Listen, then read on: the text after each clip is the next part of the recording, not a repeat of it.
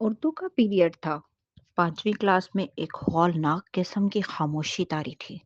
اردو کی مس سہرا پوری طاقت سے گرج رہی تھی اور بیچاری پوری کلاس سر جھکائے بیٹھی تھی۔ وحیدہ کو اچانک بے تکی سوجی اور ساتھ بیٹھی اساور سے پوچھنے لگی، تم نے میرا اسکیل تو نہیں دیکھا؟ وہ حیران سی ہو کر اس مضحکہ خیز سوال پر اس کو دیکھنے لگی، پھر اچانک اسے بڑے زور سے ہنسی آئی جسے اس نے بڑی مشکل سے روکا۔ بدقسمتی سے عین اسی وقت مس کی نظر اس پر پڑ گئی۔ اس کے چہرے پر دبی سی مسکراہٹ تھی۔ مس سمجھی کہ وہ ان کا مذاق اڑا رہی ہے، حالانکہ وہ بہت تمیزدار اور مؤدب لڑکی تھی۔ اساور، کھڑی ہو جاؤ!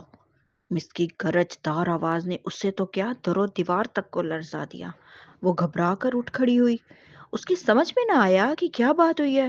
انہوں نے اسے پاس بلایا۔ وہ حیران و پریشان ان کے پاس جا پہنچی اور انہوں نے لکڑی کا ایک موٹا سا ڈنڈا اس کے پھیلے ہوئے ہاتھوں پر اس زور سے مارا کہ اس کی ہڈی بج اٹھی۔ بے ساختہ اس کی چیخ نکل گئی۔ انہوں نے اس کے کان مروڑے اور پھر واپس اپنی سیٹ پر بھیج دیا۔ وہ اپنی سیٹ پر آ کر کھڑی ہو گئی۔ یہ کون ہے؟ نئی نئی آنے والی ہادیہ نے کسی سے پوچھا۔ آج اس کا پہلا دن تھا۔ پرنسپل صاحبہ کی بیٹی۔ کیا؟ ہادیہ اچھل ہی تو پڑی۔ پیریڈ ختم ہوا تو کچھ لڑکیاں اس کے پاس چلی آئیں۔ اساور، کیا ہوا تھا؟ اساور، اپنی امی کو ضرور لگانا۔ ہائے اللہ، اساور تمہارے تو نشان پڑ گئے۔ جاؤ اساور، ابھی شکایت لگاؤ اور چھٹی کراؤ اس مس کی۔ اساور نے بڑی خاموشی اور ضبط کے ساتھ بہت کچھ سنا اور پھر جیسے کلاس کے مشوروں سے بچنے کے لیے باہر نکل گئی۔ ہادیہ بھی اس کے پیچھے باہر نکل آئی، کیونکہ کلاس میں دبے دبے کہہ کے اسے سخت زہریلے لگے تھے۔ میں ہادیہ ہوں، اس کلاس میں نہیں ہوں۔ جملے تو سادہ تھے، لیکن اساور نے جیسے تڑپ کر اس کی طرف دیکھا۔ تو آج اس نے بھی تماشا دیکھا ہے، اب ہمدردی جتانے آئی ہوگی۔ مجھے آپ کا نام بہت پسند آیا ہے۔ کیا مطلب ہے اساور کا؟ وہ اس کی دلی کیفیت سے بے خبر کہہ رہی تھی۔ کنگن، وہ کنگن جو اللہ تعالیٰ جنتیوں کو پہنائے گا، یہ قرآنی نام ہے۔ وہ سنبھل کر بولی، ہاؤ سویٹ، کتنا پیارا ہے، اور ہم اس جنت کے کنگن سے دوستی کرنا چاہتے ہیں۔ کیا آپ مجھ سے دوستی کریں گی؟ ہادیہ نے ہاتھ بڑھا کر اس کا ہاتھ پکڑ لیا اور وہ اس کے پرخلوص انداز اور مسکراہٹ سے متاثر ہوئی اور اس نے مسکرا کر اس بات میں سر ہلا دیا۔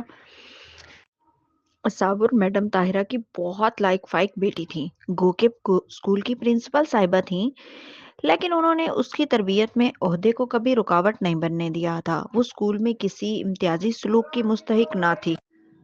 میڈم اسکول سے شام ڈھلے واپس آئیں تو وہ انہیں بہت روئی روئی اور پریشان لگی۔ کیا بات ہے اساور، تم کھانا کیوں نہیں کھا رہی؟ مجھے بھوک نہیں امی۔ کیوں؟ ادھر آؤ، کیا بات ہے؟ کیا لڑائی ہوئی ہے بہن بھائی سے؟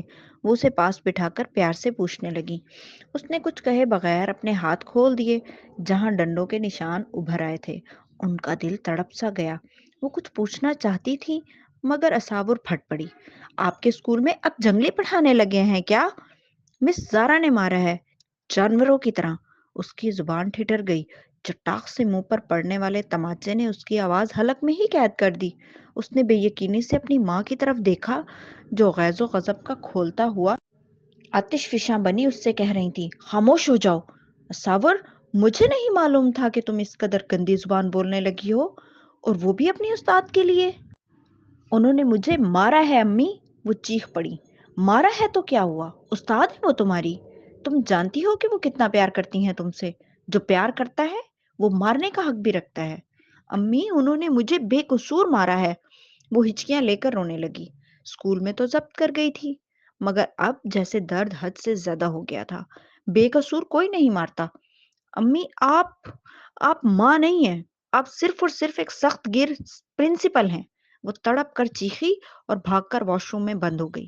رونے کے لیے وہ ہمیشہ واش روم کا ہی رخ کرتی تھی، اور وہ دروازہ بند کرنے کے بعد اور زور زور سے رونے لگی۔ رات کا 1:30 بج گیا تھا۔ وہ واش روم سے نکلی اور سامنے امی کو دیکھ کر رک گئی۔ چند لمحے انہیں تکتی رہی۔ آپ ابھی تک سوئی نہیں امی؟ کچھ دیر بعد اس کے منہ سے نکلا، کھانا لاؤں؟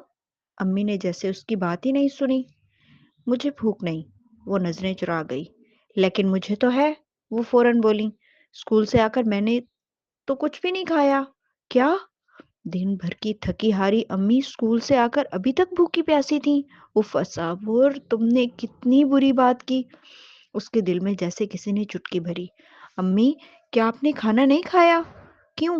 اچھا ٹھہرے، میں گرم کر کے لاتی ہوں۔ امی پلیز مجھے معاف کر دیں، پلیز۔ جانے مجھے کیا ہو گیا تھا؟ لڑکیوں نے کہا تھا تمہاری امی پرنسپل ہیں، تمہیں مارنے پر مس زارا کو کھڑے کھڑے نکال دیں گی۔ سوری امی، سوری، ویری سوری۔ غصہ نکل جانے کے بعد وہ ننھے بچوں کی طرح روتی ہوئی ان سے لپٹ گئی۔ میڈم طاہرہ کا دل بھر آیا۔ انہوں نے اسے بہت پیار کیا۔ سچ تو یہ تھا کہ تماچا مارنے پر ان کو بھی افسوس تھا، بس وہ اس کی بدتمیزی برداشت نہیں کر سکی تھی۔ اصاور، میری بیٹی، تم جب سے واش روم میں گئی تھی میں تب سے بہت بے قرار تھی۔ تم دیکھنا، اگر مس زارا نے زیادتی کی ہے تو وہ ضرور پریشان ہوگی۔ کوئی بھی اپنے بچوں کو مار کر خوش نہیں ہوتا، لیکن تربیت کے لیے پیار کے ساتھ ساتھ اپنے بچوں کو نہ چاہتے ہوئے بھی مارنا پڑتا ہے۔ بیٹی، وہ مار سکتا ہے۔ بس امی پلیز، میں کھانا لاتی ہوں۔ ٹھیک ہے، میں آج تمہیں ایک واقعہ سناؤں گی۔ وہ خوش ہو کر کھانا لینے چل دی۔ انہوں نے کھانا کھاتے ہوئے ساری تفصیل سنی اور پھر اس کی فرمائش پر کہنے لگی، ہاں تو سنو، ایک بہت بڑے بادشاہ گزرے ہیں، تم نے ان کا نام تو سنا ہوگا، مامون الرشید۔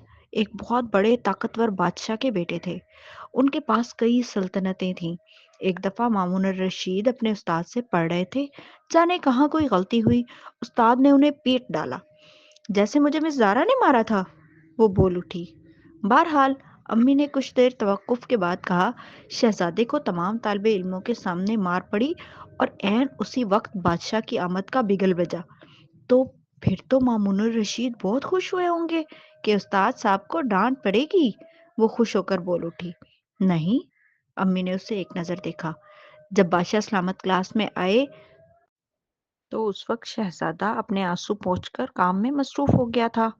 بادشاہ سلامت شہزادے کی سیٹ کے پاس رکے۔ استاد کا دل اچھل کر حلق میں آ گیا۔ اگر شہزادہ شکایت لگا دیتا تو؟ امی، تو کیا شہزادے نے شکایت لگا دی؟ وہ اٹھ بیٹھی۔ سنو تو۔ استاد صاحب سہمی ہوئی نظر سے شہزادے کو دیکھ رہے تھے۔ شہزادہ باپ کو دیکھ کر ادب سے کھڑا ہو گیا اور سلام کیا۔ باپ تدریس کے معیار کا جائزہ لینے کے لیے سوال کرنے لگا۔ اس عہد نے ہر بات کا درست جواب دیا اور ابھی جو واقعہ گزرا تھا اس کا کوئی ذکر نہ کیا۔ نہ وہ رویا اور نہ اس نے گستاخی کی۔ کیوں امی؟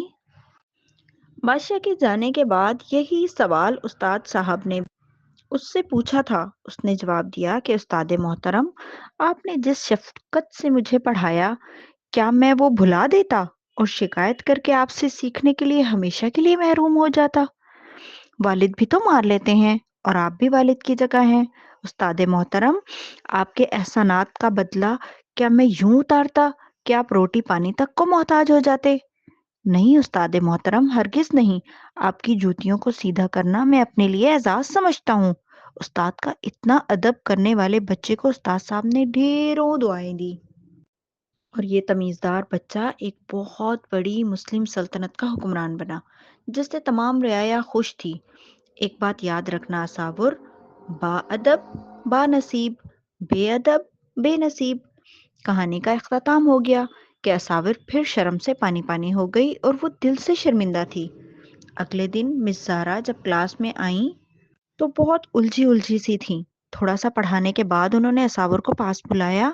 جی مس۔ وہ ایک بار پھر پریشان ہو گئی۔ اصاور بیٹا، کل میں نے آپ کے ساتھ واقعی زیادتی کی تھی، آئی ایم سوری۔